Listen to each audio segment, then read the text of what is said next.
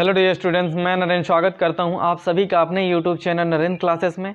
Dear students, एक नए quiz के साथ मैं आज के सेशन की शुरुआत करना चाहूँगा। यदि आप प्रत्येक सुबह एक नए उत्साह के साथ, एक नई सोच के साथ अपने लक्ष्य की प्राप्ति को लेकर उत्साहित नहीं हैं तो इसका मतलब आप जी नहीं रहे हैं, केवल ज़िंदगी काट रहे हैं मेरे दोस्तों। तो आज का जो नया क्वेश्चन है एक्सरसाइज 4F का, ये आपका क्वेश्चन है, क्या परिमाप 80 मीटर तथा क्षेत्रफल 400 वर्ग मीटर के एक पार्क को बनाना संभव है? यदि है तो उनकी लंबाई और चौड़ाई ज्ञात करें। चलिए, जो दिया है आपका पहले हम उसको लिख लेंगे। आपका दिया है परिमाप आपका गिवन है स्टूडेंट्स 80 मीटर।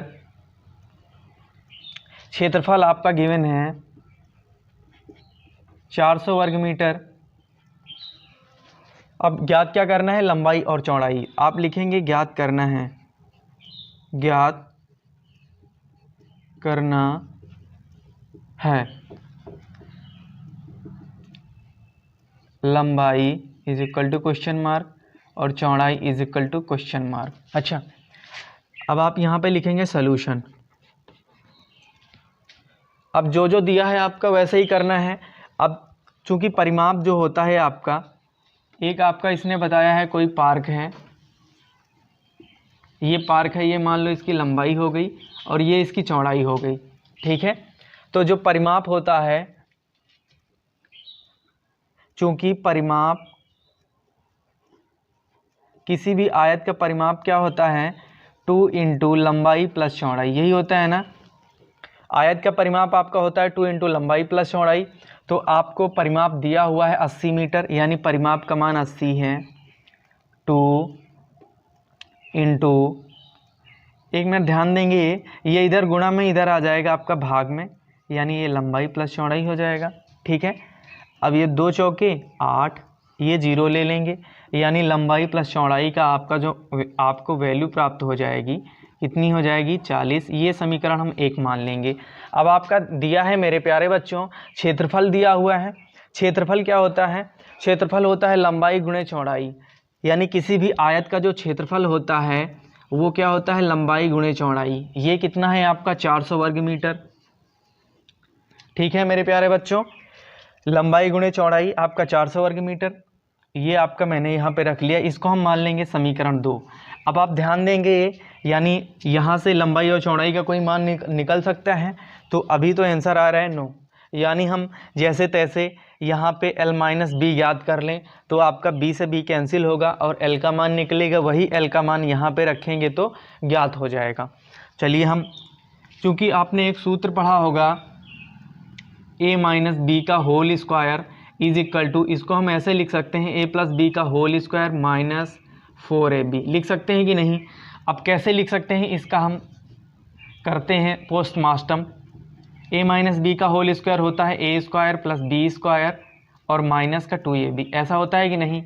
इसको हम कैसे लिखते हैं? A square plus B square और प्लस का 2AB माइनस 4AB, यही होता है ना। तो A square plus B square, ये 4AB से 2AB को आप क्या कर देंगे? घटाएंगे, यानी 4 से आपका जब 2 घटेगा तो कितना हो जाएगा? माइनस का 2AB। अब ये इसके बराबर हुआ कि नहीं हुआ? हो गया ना, यानी कर दिया मैंने इसका पोस्टमार्टम। अब इसी को आप यहाँ पे यूज़ कर देंगे, यानी हम लिख सकते हैं आपको L प्लस बी का L माइनस बी का whole square is equal to L plus B का होल स्क्वायर माइनस 4LB। समझ में आया कि नहीं? यहाँ पे A के स्थान पे L है और B के स्थान पे B है, समझ रहे हैं आप? तो अब L प्लस बी का होल स्क्वायर यानी L प्लस बी की वैल्यू कितना है? 40 है, रख देंगे हम माइनस 4। LB का मान कितना है? 400 है आपका, ये भी वैल्यू रख दिया हमने। अब ये 40 का स्क्वायर यानी 40 गुणे 40, 4 चौके आपका 16 हो जाएगा, 2 जीरो हम बढ़ा देंगे, यानी ये हो जाएगा आपका 1600 माइनस 4 चौके 16 डबल जीरो, ये कैंसिल हो जाएगा, ये प्लस में है, ये आपका माइनस में है, यानी L माइनस बी का whole square is equal to 0 आ गया आपका। तो हम इसको लिख सकते हैं L minus B is equal to 0। अब यहाँ पे स्क्वायर है, इधर लेके आएंगे, अंडर रूट लगेगा, यानी 0 का आप वर्गमूल करेंगे 0 ही रहेगा। तो l माइनस बी का मान कितना आ गया 0। ये हो गया आपका समीकरण नंबर 3। चलिए इसको आगे हम अब सॉल्व कर लेते हैं। लिखेंगे समीकरण 1 और 3 से, या लिखेंगे समीकरण 1 प्लस समीकरण 3, यानी इन दोनों को हम जोड़ देंगे। l plus B is equal to 40, l minus B is equal to कितना है 0 है। अब जोड़ेंगे, ये है माइनस में, ये है प्लस में, ये आपका कैंसिल हो जाएगा।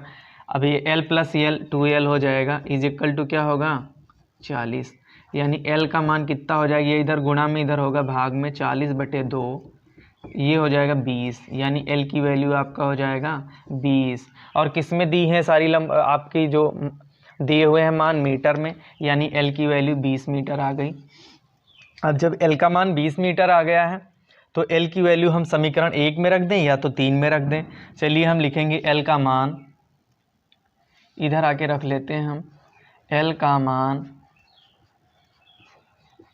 समीकरण 1 में रखने पर, l का मान आपका 20 है, समीकरण 1 में रखेंगे, यानी 20 plus B is equal to कितना हो जाएगा 40। तो b की वैल्यू आपकी आ जाएगी 40, ये इधर प्लस में इधर हो जाएगा माइनस, यानी b is equal to 20 metre. यही आपका क्या हो जाएगा मान हो जाएगा आंसर। नोट कर लीजिए आप सभी। आशा करते हैं आप सभी को समझ में आया होगा हमारा ये क्वेश्चन। अगर समझ में नहीं आया तो आप कमेंट एक बार ज़रूर करिएगा, और समझ में आया फिर भी आप कमेंट करेंगे। मेरे प्यारे बच्चों जल्दी से नोट करें इसे आप।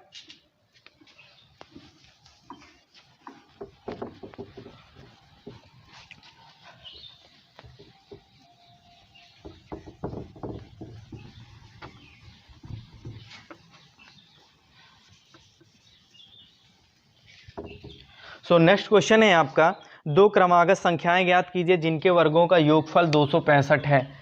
दो क्रमागत संख्याएं ज्ञात कीजिए जिनके वर्गों का योग, दो क्रमागत संख्याएं ज्ञात करो जिनके वर्गों का योगफल कितना है मेरे प्यारे बच्चों 265 है। देखिए दो क्रमागत संख्या है, यानी दो क्रम से आने वाली संख्या है। ऐसे तो आप लिख लेते हैं 1 2 3 4 5 डॉट डॉट, यानी कोई भी ये आपकी क्या है क्रमागत संख्याएं हैं, समझ रहे हैं आप। लेकिन यहाँ पे कोई दिया हुआ नहीं है, यानी हमको मानना है। तो आप लिखेंगे सॉल्यूशन, माना दो क्रमागत संख्याएं क्रमशः x, x प्लस 1 है। समझ गए आप। ये जो दो क्रमागत संख्याएं हो गई, एक आपका x हुआ, दूसरा x प्लस 1, यानी एक जोड़ दिया। अगर 3 कहता तो एक और जोड़ देते, यानी x प्लस 3 हो जाता, वो x प्लस 2 हो जाता। कितना होता x प्लस 2 हो जाता। और 4 हो जाता तो x प्लस 3 हो जाता। समझ रहे हैं ना आप। अब आपसे कहा है प्रश्नानुसार, क्या कहा है इसने भाई, जैसा कहा है वैसा करना है, ठीक है। नहीं 2 नंबर आपके, 2 नहीं है 4 नंबर में आता है, ठीक है भाई। 4 नंबर में आता है। मान लो आप एक ये संख्या वाला हो सकता है, इतना जरूर आएगा। या तो आपका दिया होगा संख्या और संख्या के व्युत्क्रम का योग इतना है तो संख्याएं ज्ञात करो, या तो संख्या के वर्गों का योग इतना है। तो ये 4 नंबर का आप फिक्स मान के चलिए। 1 मार्क जितने भी हमारे सारे स्टूडेंट्स हैं क्लास 10th में, हाई स्कूल में, बोर्ड परीक्षा एग्ज़ाम की प्रिपरेशन कर रहे हैं, ये 4 नंबर ये आप फिक्स मान के चलिए। चलिए प्रश्नानुसार आपका दिया है दो क्रमागत संख्याएं जिनके वर्गों का योगफल 265 है। तो एक क्रमागत हमारा x है, इसका वर्ग, प्लस एक हमारा कितना है x प्लस 1 का वर्ग। कितना है इनके वर्गों का योग 265 है। इनका वर्ग किया और फिर क्या किया, योग किया, यानी बीच में प्लस का निशान लगा दिया। तो कितना आ गया, 265 आ गया। चलिए इसका हम प्रसार कर लेते हैं। अब एक्स स्क्वायर प्लस ये ए प्लस बी का होल स्क्वायर के रूप में तोड़ेंगे, यानी A square plus B square plus B square, यानी 1 का स्क्वायर 1 ही हो जाएगा। 2ab 2 इंटू एक्स इंटू 1, यानी हो जाएगा आपका 2x इज इक्वल टू 265। इतना समझ में आया आप सभी को ना। अब आप देखेंगे जोड़ लेंगे, ये जुड़ जाएगा आपका, हो जाएगा 2x स्क्वायर प्लस 2x। अब ये इधर 265 प्लस में, इधर हो जाएगा माइनस में, यानी माइनस का 265, और 265 से 1 को घटा देंगे तो कितना होगा, 264 हो जाएगा इज इक्वल टू 0। समझ में आया कि नहीं आया। ये है 265 प्लस का, इधर हो जाएगा माइनस का, और 265 ये है आपका प्लस में, 265 से 1 घटेगा, 264 बच जाएगा। चलिए इनमें से कुछ कॉमन है आपका, कॉमन आपका 2 हो रहा है। कॉमन ऐसी संख्या होती है जो जिससे हम सारी संख्याओं में मतलब सारी संख्याओं में आराम से भाग दे लें, दशमलव में ना आए, ठीक है। तो 2 से हम इनमें भाग देंगे तो पूरा पूरा कट जाएगा। 2 1 2, 2 3 6 और 2 दूनी 4 is equal to 0। X square plus X minus 132 is equal to, ये इधर गुणा में इधर हो जाएगा भाग में, यानी 0/2। इसको हम केवल लिख सकते हैं क्या, 0 लिख सकते हैं कि नहीं। 0 के नीचे कोई भी संख्या होगी क्या आ जाएगा, 0 आ जाएगा। अब 132 के आपको ऐसे फैक्टर करने हैं, घटाओ तो x आ जाए। तो 132 का हम सबसे पहले अगर छोटी संख्या है तो ऐसे ही वैल्यू ज्ञात कर लेते हैं, नहीं तो हम गुणनफल इसके निकाल लेते हैं। 2 छंग कितना हो जाएगा, 12, एक इधर आएगा, होगा 2 छंग 12, 2 3 6, 2 3 6, 3 गिरा हम 33। अब देखेंगे आप 2 दूनी 4 हो जाएगा, 4 3 12, 12 गुणे 11 कितना होगा, 132 हो जाएगा। 12 माइनस 11 कितना होगा, 1 आ जाएगा। आएगा कि नहीं। तो आपका सिंपल सा, अगर बड़ी संख्या है तो गुणनफल ज्ञात कर लेंगे, तो ये जो गुणन आपके फैक्टर आएंगे इन्हीं को आपस में गुणा करेंगे, करने के बाद देखेंगे जोड़ा बनाएंगे, जैसा आपका कंडीशन है वैसा कर लेंगे। तो 2 दूनी 4 3 12 माइनस 11 करेंगे तो 1 आ जाएगा, यानी X square plus 12x minus 11x minus 132 is equal to 0। अब 2 से हम कॉमन ले लेंगे जैसा पहले करते आए हैं, यानी x ऊपर वाले से कॉमन लेंगे, इन ब्रैकेट होगा x प्लस 12, यहाँ पे क्या कॉमन होगा आपका, माइनस का 11 कॉमन हो जाएगा, यानी in bracket x plus 12 is equal to 0।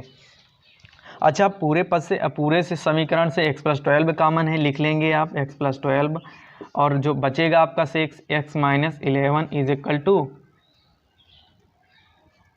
0 हो जाएगा। तो एक बार आप लिखेंगे x plus 12 is equal to 0, एक बार लिखेंगे x minus 11 is equal to 0। तो x इज इक्वल टू, ये इधर प्लस में इधर हो जाएगा आपका माइनस में। ये वैल्यू आपकी अमान्य होती है, जो भी ऋणात्मक वैल्यू होती है। x इज इक्वल टू, ये इधर आपका ऋणात्मक इधर हो जाएगा धनात्मक, यानी हो जाएगा 11। यही आपका x की वैल्यू प्राप्त हो जाएगी। अब आप x का मान यहाँ पे रखेंगे, x की वैल्यू 11 है, यानी पहली संख्या 11 हो जाएगी।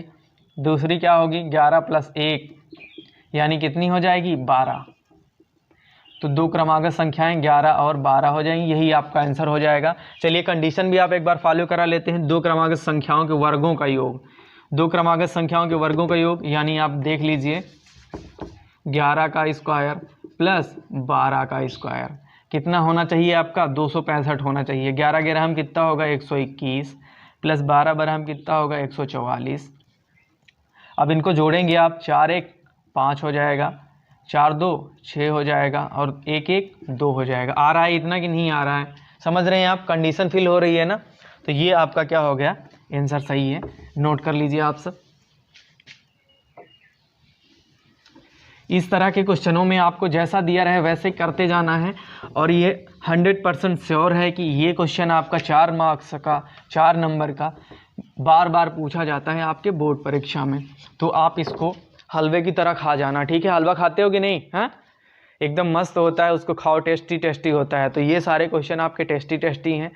यही है कि आपको इस कॉन्सेप्ट को पकड़ना है, मजबूती के साथ कॉन्सेप्ट को पकड़ना है, और क्या करना है, जितने भी सारे क्वेश्चंस हैं आपके जो प्रश्नावली के बाहर भी हैं, जैसे आपके प्रश्नावली से पहले होते हैं ना, उनको भी लगाना है, जो लगे हुए हैं उनको भी लगाना है। कॉन्सेप्ट को एकदम पकड़ के रखना है, कोई भी सवाल आए उसे जाने नहीं देना, सारे क्वेश्चंस को करना है।